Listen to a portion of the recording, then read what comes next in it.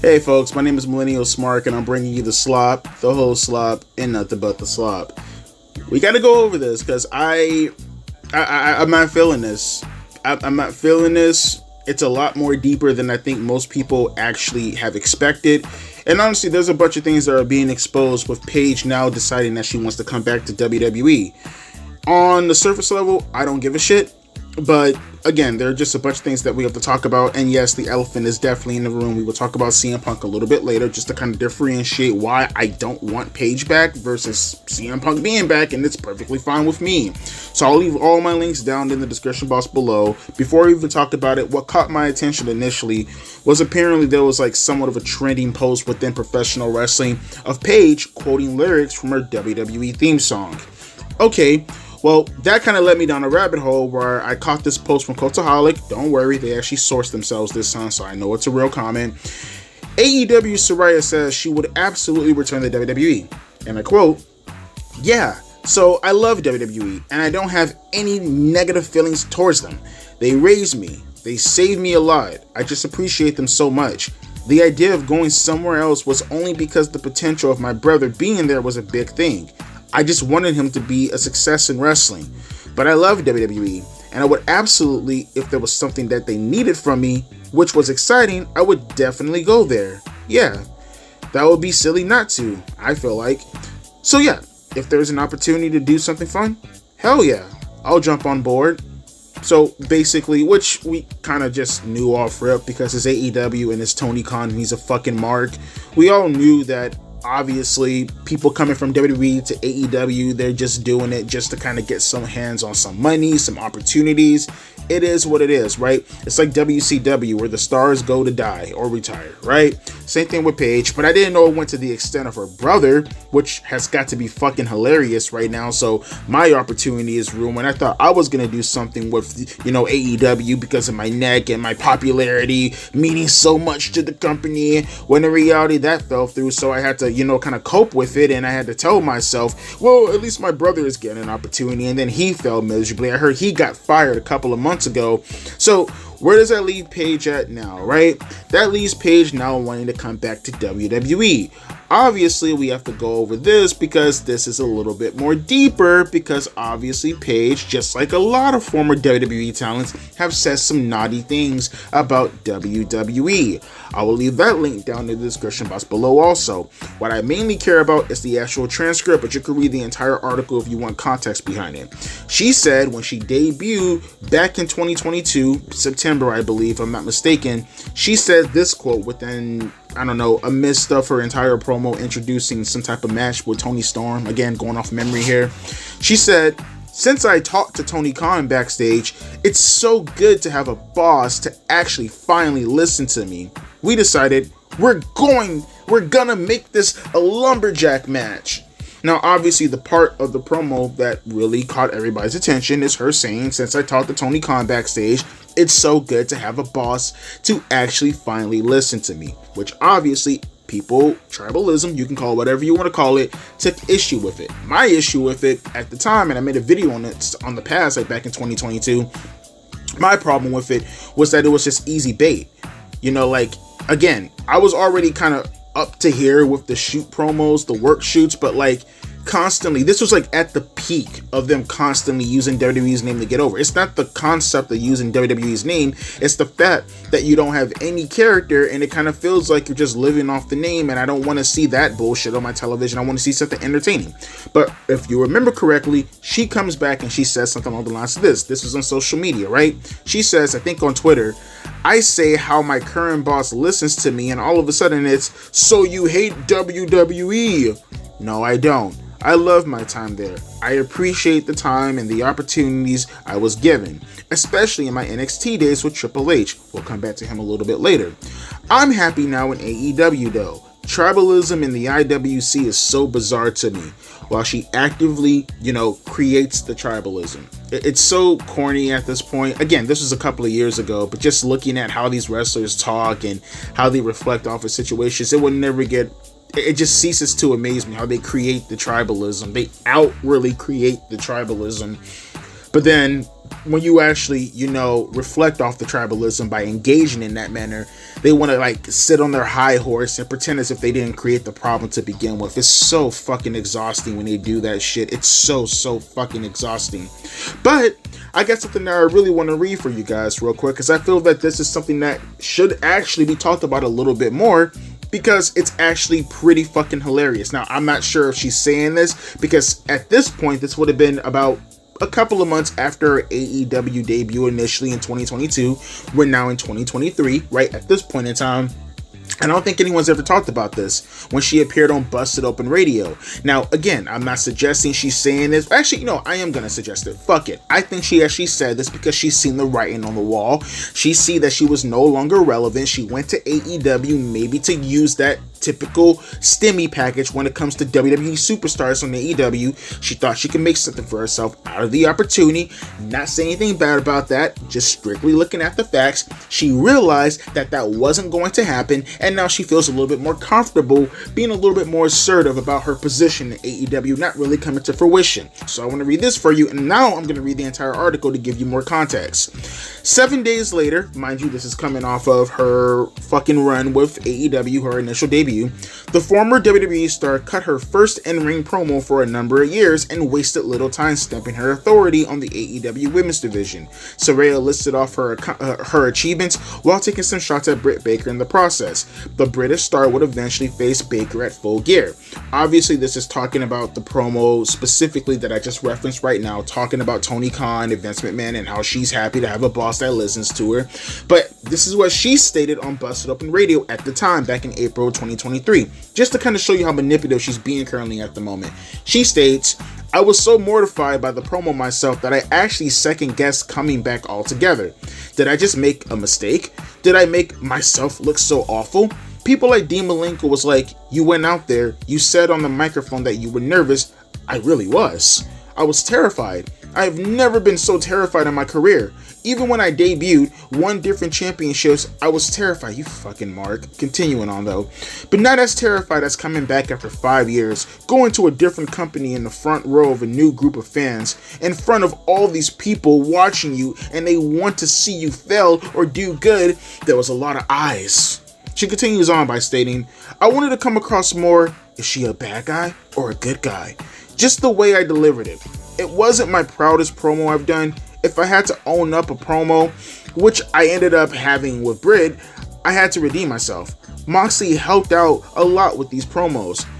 With that one, he was like, speak from the heart. Stop trying to plan a promo out in your head. Speak from experience and more personal without taking low blow jabs. Just, I'm a star." Then it was, "Who is the babyface and who is the heel?" With me and Britt, we decided it doesn't matter. You don't have to have a definitive babyface or heel.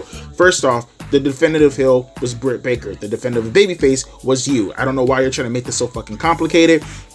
And how much of a fucking dipshit do you have to be told by all people the guy who decided to land back first on some fucking spiked bat not even last week? How fucking delusional and fucking stupid do you have to be, where the smartest guy in the room is Jon Moxley, to tell you, hey, can we not, take jabs at WWE because it kind of makes you look low rent as fuck?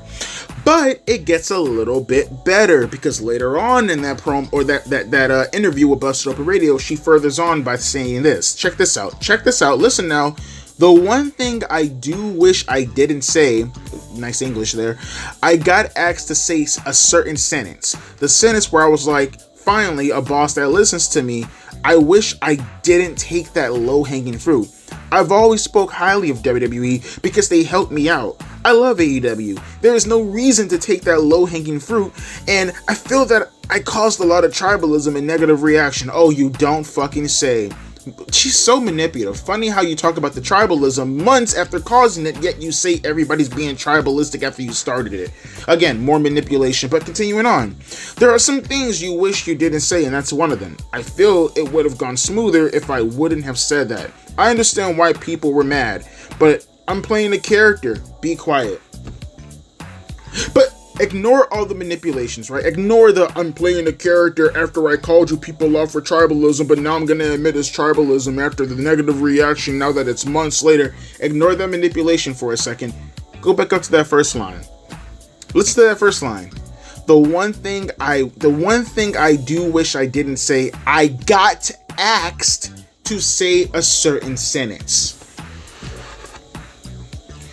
So she was essentially asked backstage to bury WWE, to prop up Tony Khan. Now, who asked her to say it? I don't know. She doesn't clarify, nor does she need to clarify. But it kind of speaks to the certain atmosphere that goes backstage as far as the politics in AEW. Let's just hypothetically say, for an example, it wasn't Tony Khan to ask her to say that. Not even going to suggest that, because I don't believe Tony Khan has that much of an ego. He has an ego, a massive one, even within the context of this, talking about this, he does. But I don't think he has a big enough ego to actually walk up to the superstar, or maybe I should say, I don't think he has the balls or the audacity or the gall to walk up to one of his superstars to actually say deliberately, hey, do me a favor, bury your former boss and put me on a fucking pedestal. I don't think he has the balls to do that. But it is funny to me that people backstage actually feel it's a necessity to put over Tony Khan in such a manner that they will actually walk up to the superstar and say, hey, in the midst of your promo, can you do us a favor and say this line in particular? Why? Why do you need to say that line in particular? Does it help out Tony Khan's ego? Does it make you guys feel just that much better? Does it make your balls that heavier? Ask yourself that question, right? Ask yourself that question. But like I said, all that talk about WWE, I didn't want to do this, I didn't want to say this, I didn't want to, and I didn't. It almost feels like you recognized months after your debut that you were going to be a fucking nobody. And all the manipulation tactics in the world does not, at least for me, maybe for the people in the audience, maybe for the people backstage who are reading the dirt sheets, I don't know. For me, you're not hiding. I see the manipulation. I see the way you talk. I see the way you act. We see the way you act. You put your whole fucking life on fucking blast, and then you get angry when people go further and they dig a little bit deeper in your life after you yourself says all the shit. You express your politics that no one fucking asks for. You go out of your way. You put your relationships on Front Street. You have these kind of reactions when you're the one to start the reaction to fucking begin with, and then you throw people under the fucking bus after you recognize that you're not going to get that little sweet push that you thought you were going to get initially in AEW, and now all of a sudden you want to go a little bit further because now you recognize that push ain't going no fucking where. Now all of a sudden you want to get back into the good graces of WWE. Again, I see right through the bullshit. I hope everybody in the audience sees right through the bullshit also. But just to put the piece de resistance, this little cherry on this shit sundae, let me read you one more link. One more article that I'm pretty sure some of you guys do remember, and if you don't, let me jog your memory a little bit, just to kind of put into question what kind of person Paige happens to be. And, you know, all the talk of I love WWE, oh, WWE is such a great place, I love this place, oh, it's so awesome. She couldn't resist making them the butt of everyone's ire. In particular, the guy who she's going to have to talk to in order to get her day-to-day objectives done, Triple fucking H. So, the link is down in the description box below. She loves WWE so much. Oh, WWE, oh, I love them so much. Let me keep my options open, so therefore the time comes when AEW inevitably uses up me. Because that's all they did. They just used you in order to pop a rating for that week, and then, you know, you served your purpose, and now they disposed of you because, well, you're Saraya and no one gives a shit about you because it's 2025. Check this out for a second. Saraya has been granted a second chance at wrestling in AEW. Mind you, this is coming from November of 2023. WWE Chief Content Officer Triple H once made an inappropriate comment about the former Paige when she was seemingly at her lowest. In 2020, Triple H was fielding questions from the media following NXT UK TakeOver Blackpool 2. Holy shit, that's a mouthful.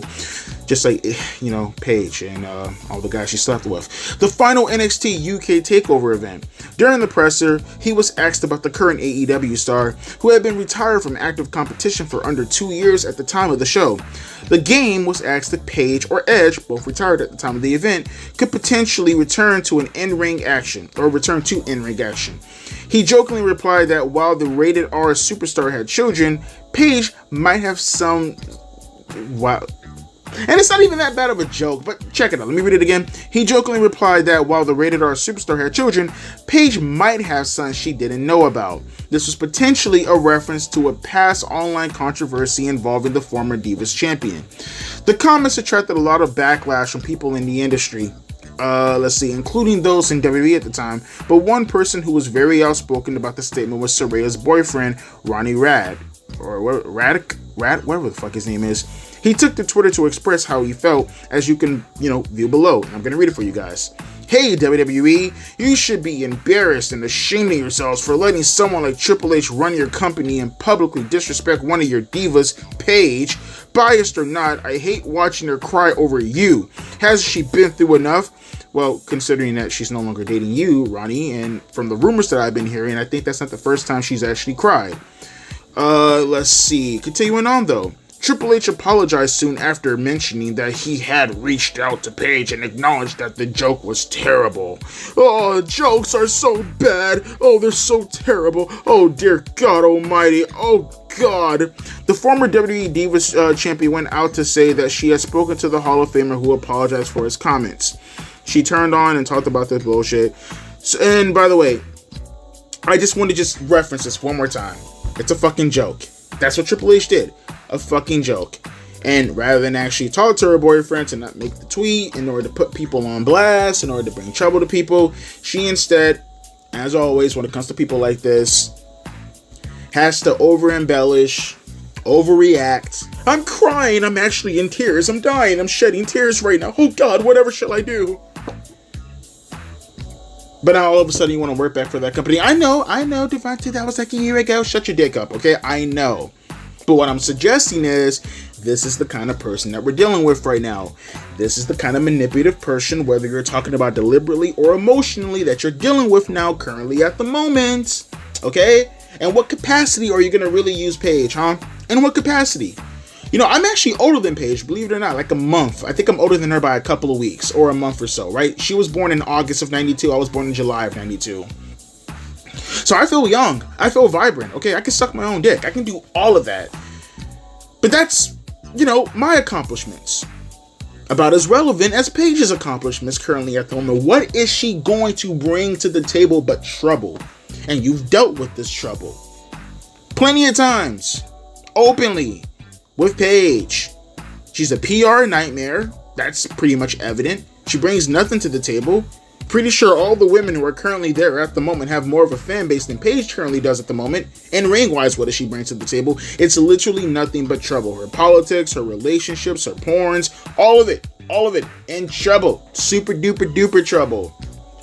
And you want to bring her back to do what? Do what?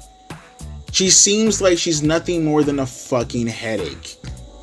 And then she left your company to go to AEW to essentially trash you and then be like, well, I never really wanted to trash you. It was my boss that put me up to it months after the trashing, after she recognized that her career wasn't going to quite go as well as in AEW as it was in WWE, right? And then when the moment of time came to maybe, downplay all this stuff in regards to Triple H obviously telling a little fucking joke, taking the heat off of him, what you do instead is have your shitty boyfriend jump online talking about she's literally crying at the moment. Oh my God, everybody, go at Triple H. Please, someone. Triple H is the worst person in the world for telling fucking jokes. Please, someone, go trash Triple H on my behalf, on Paige's behalf. She's manipulative. She's disingenuous. She doesn't seem like an honorable person at all. She will throw you under the bus. As far as what I can see right now, if it means that she can get ahead, it doesn't matter. Why would you want to dope for a person like this? It's beyond fucking me. And again, the difference between her and CM Punk, which you can make a bunch of comparisons as far as the shit talking goes, it seems like if for nothing else, CM Punk just kind of did what he felt best was for him. Right? And he will outwardly fucking tell you this. Whereas Paige is the kind of person who will start tribalism, arguments, and then backpedal, and then months later admit that she was the one that fucking started. If for anything else, CM Punk at least owns up to the bullshit that he has construed. He doesn't run from it. He knows what he said and he fucking owns it. I can respect that. And, obviously, she's Paige and that's CM Punk. Name value wise, are we really going to do this right now? I can understand WWE's position wanting to get something out of this. It was a mutual agreement between two parties who now recognize they want to move forward in the future. Now, I'm okay with the moving forward in the future part when it comes to Paige, but why? Why? You bring nothing to the table for them to even want to do business with you. Like, again, you're just a PR nightmare and, you suck. So why? But hey, maybe I'm the one in the minority. Maybe some of you guys want to see Paige, as if you haven't seen her 5 times a day when you have your right hand inside your pants and you're doing the Paige dance, when you go on the hub. Unfortunately, we don't get that here in Florida anymore, but maybe there are some other websites where you can watch Paige multiple times a day, preferably with clothes off, right? When it comes to you personally, I don't really care. I don't really do well with white chicks, but hey, your preference, okay? Would you like to see, Paige fully clothed in WWE? Do you have things that you would like to see Paige attain that she hasn't really attained already? Are there some matches? Because Paige is known for her technical expertise that you would like to see her compete in regards to WWE. Let me know down in the comment section below, and more importantly, my penis is very enlarged, and that's all I really wanted to say. A deuces and a pee. Ice.